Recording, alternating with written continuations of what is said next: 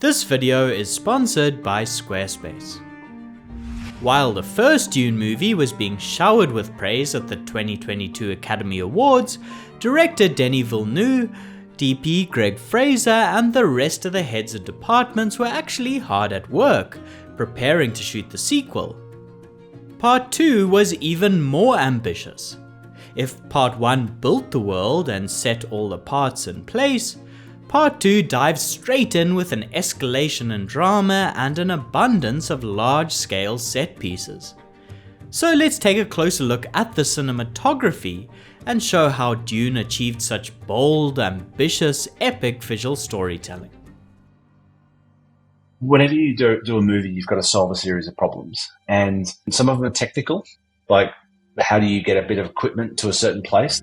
And then there are creative discussions, and a lot of the technical stuff had been solved for us in advance because we'd done part 1.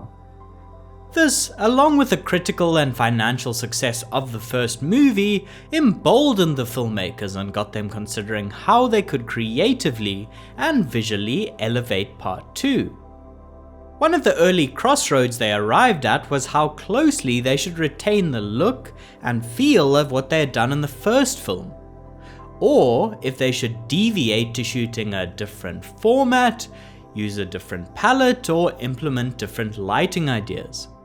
They landed on maintaining most of the look of the original, keeping a visual continuity in the cinematic world, but elevating that look in subtle ways, or at times by employing riskier creative decisions, like infrared black and white, which we'll get to a bit later. A starting point for the look came from the camera and lens selection. Both films were designed to be released across 2, or actually 3 exhibition formats. 2 different taller aspect ratio formats for IMAX cinemas, and a 2.39:1 widescreen format for regular cinema and streaming distribution. Part 1 used 2 different types of lenses: spherical Panavision H-series lenses to capture the taller IMAX scenes, and the 1.6x anamorphic Panavision Ultra Vista lenses for non-IMAX widescreen scenes. For Part 2, they kept the same large format look of Part 1, which they shot on the Alexa Mini LF, while also adding an extra even larger format Alexa 65 camera. Fraser switched up his lens selection on Part 2, getting rid of the anamorphic lenses and shooting entirely with large format spherical glass. Doing this meant that they would chop off the top and bottom of the image to arrive at a widescreen aspect ratio, rather than shooting anamorphic and getting this ratio natively. The advantage of this is that they could then preserve the height of the frame for the taller IMAX distribution aspect ratios, having greater cropping options for all the different distribution formats in post. When it came to choosing which spherical lenses to shoot on, there were 2 important factors that affected this decision. Firstly, they had to be large format cinema lenses with enough coverage for the LF and 65 sensors without vignetting. Secondly, Fraser sought glass that came with a bit of vintage texture, which would counteract the large format, high-res, crisp digital Alexa sensors. He landed on 2 different sets of lenses. One set of Arri Rental's rehoused version of vintage movie cam lenses from the 1980s, with the prime focal length lenses ranging from 16mm to 180mm that have gentle, natural character, a feeling of depth, and beautiful focus fall-off. These were combined with textural, large format Soviet-era glass, which were custom rehoused for modern use by Iron Glass. Going through the film, we can see that Fraser often elected to shoot on longer focal length primes. Shooting on these telephoto focal lengths have the effect of compressing the background and giving images the feeling that the landscape is closer to the characters than it would on a wide-angle lens. I think this is a beautiful way of giving the sand dunes more of a layered depth. showing the scale of the characters within the vastness of the imposing desert, and making the environment itself feel like a character. One of the biggest reasons that I think makes this film successful is how they melded a level of reality and believability to a fantastical story. One of the pitfalls of many studio blockbusters that take on stories in unrealistic, imaginative cinematic universes is that when the visual language of the filmmaking also takes on an unrealistic tone, I tend to get pulled out of the story and lose interest. In Dune, even when fantastical, impossible things are happening on screen, because it's shot in a way that is tethered to reality, I stay fully invested with the characters on the edge of my seat. When you're shooting something so larger than life, it's important, I think, to give the audience a grounding. Because if you then suddenly start to become unreal with a situation that's unreal, it doesn't kind of work. The costumes feel textural, like they've been worn. The environments are authentic and don't look like they've been shot against a green screen in a studio. When there are visual effects, they feel fully integrated and a seamless part of the live action footage. The sci-fi technology has a mechanical believability. And, importantly, the camera is always positioned and operated in a real way that conforms to physics. The perspective never goes through walls, swoops around the sky, or moves in an unnecessary, unmotivated way. The shots are usually operated from the ground and have a subtle handheld looseness to them.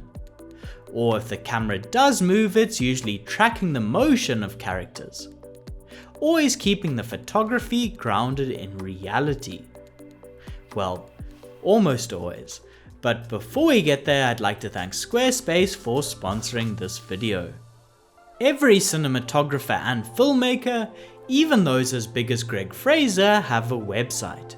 You can build this over at Squarespace. Gone are the days where you need to employ someone with super advanced web design skills to build a site for you. Squarespace makes setting one up simple. It's easy to get started with their new guided system, Squarespace Blueprint, where you can select from custom curated layouts and styling options to build an online presence custom tailored to your liking. Then use their optimized SEO tools to get your portfolio seen. You can also integrate and connect your social accounts seamlessly to further promote your brand and get eyes onto your work. So head over to Squarespace to get started with a free trial, and when you're ready to launch, go to squarespace.com/indepthcine to save 10% of your first purchase of a website or domain. So part of the look relied on keeping the cinematography grounded. However, certain moments and set pieces, like the eclipse scene or the introduction of a new planet, Giddy Prime, introduced very bold stylistic photographic ideas. One concern that they had when introducing a new planet and character to the story was that audiences may get confused between it and the main planet Arrakis. Giddy Prime would be introduced with an exterior scene in a sandpit with a similar neutral color palette to Arrakis. To avoid confusion, Villeneuve proposed communicating this change in location by switching to a monochromatic palette. Fraser stylistically elevated this idea even further by proposing black and white infrared. But what exactly is infrared? Well, cameras capture wavelengths of light. There is visible light that our eyes can see, and also light at different wavelengths which is invisible to the naked eye. To make sure that none of these infrared light wavelengths outside the visible spectrum bleed into the regular color space captured by cinema cameras, which would distort capturing realistic colors, manufacturers add an infrared filter in front of the sensor which cuts out these rays. However, if you deliberately remove that infrared filter in the camera and replace it with a visible light cut filter, then the camera will only capture infrared light. They did exactly this by stripping away the infrared filter layer from the Alexa sensor and adding a filter in front of the lens which would cut out any excess blue, green and red visible light.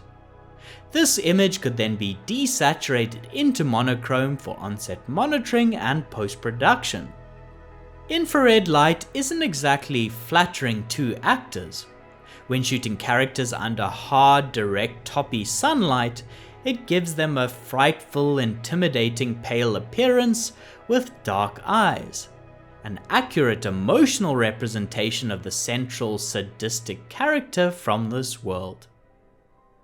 Overall, the color palette on Arrakis closely follows that of the first film, leaning heavily into a neutral look with browns, hot white skies, greys and blacks. However, they decided to start the opening scene with a bang by letting it unfold during an eclipse. To create a distinct look, Fraser used a filter that cut most of the green and blue light, but kept the visible red light. This pushed a darker orangey red palette into the scene with much denser, graduated orange skies than the regular palette. There's a tendency in modern filmmaking to use an abundance of soft light. If there's harsh sun outside, most cinematographers' first instinct is to throw a scrim over the talent. However, part of the beauty of Dune comes from how Fraser works with a combination of soft light and hard light. He creates a feeling of heat by keeping the light for exteriors hard, with a crisp distinction between solid shadows and areas with highlights, pushing the exposure up the curve to a brighter look. When the characters are inside, he decreases this idea of the harsh sun by lighting with a much softer, more diffused look, with a gentle gradient between shadows and highlights. He'll weight the exposure far darker for these scenes, sometimes punctuating these indoor spaces with little pockets of hard light, reminding us of the overpowering nature of the desert sun outside.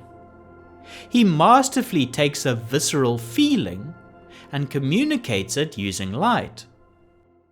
If you want to incorporate film into a movie's workflow, you can either do so at the beginning by shooting on it, at the end by making a film print for screening, or both. Dune did something interesting. They decided to shoot on digital, present on digital in most cinemas, but inserted an extra step in the middle of this process called film out. This took the graded digital footage, laser printed it onto Kodak Vision 3 52-54 film, then rescanned it back to digital. We went out to film negative and then scanned it back in. Like, it was night and day what it gave the highlights, what it gave the patina, what it gave the kind of the texture. The reason for this back and forth was that they felt that shooting on film looked too sentimental, while acquiring on digital felt too sharp, clean, and lacked the texture that they wanted the world to have. By doing a film out, they got a bit of the best of both worlds. Thanks for supporting the channel and making it possible for me to keep making this content by watching, liking, or subscribing to the Patreon. Until next time, thanks for watching and goodbye.